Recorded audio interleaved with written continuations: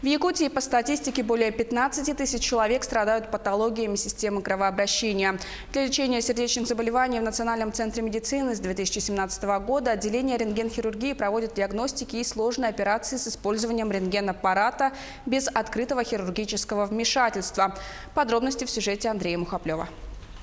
С 2007 года Наталья начала чувствовать дискомфорт в груди, а именно учащенное сердцебиение. Спустя 12 лет симптомы уже стали привычными, без надлежащего внимания. И в один миг самочувствие резко ухудшилось, что повлекло срочную госпитализацию в кардиотерапию для восстановления сердечного ритма. После сильного испуга Наталья незамедлительно обратилась к кардиологу. Операция прошла быстро, я вообще ничего не почувствовала. Под местным обезболиванием.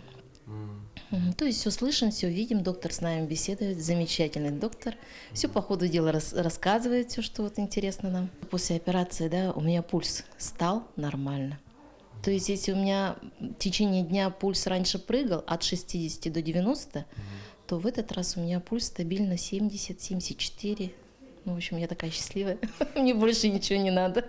Врачи используют тонкие катетеры, на концах которых вмонтированы баллончики, заплаты или расширяющиеся трубочки. С помощью катетера эти устройства проводят в полость сердца или в нужный просвет сосуда, а затем, расширяя баллончик, давлением восстанавливают суженный клапан. Тем самым увеличивают или создают дефект перегородки. А за ходом операции врачи следят на экране монитора и четко контролируют все манипуляции с зондом. И потому преимущественно таких операций не только меньшая травматичность, но и высокая безопасность и эффективность.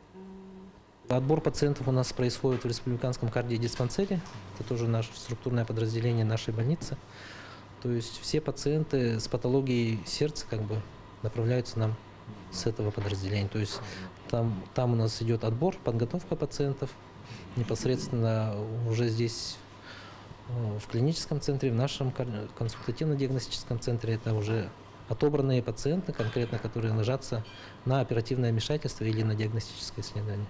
За год обследования и лечения проходит свыше 9 тысяч пациентов. С прошлого года отделение оказывает экстренную помощь пациентам с инфарктом миокарда и с нестабильностью стенокардии. С начала нынешнего года экстренную помощь получили свыше 500 пациентов. Андрей Мухоплев, Григорий Григорьев, Якутск.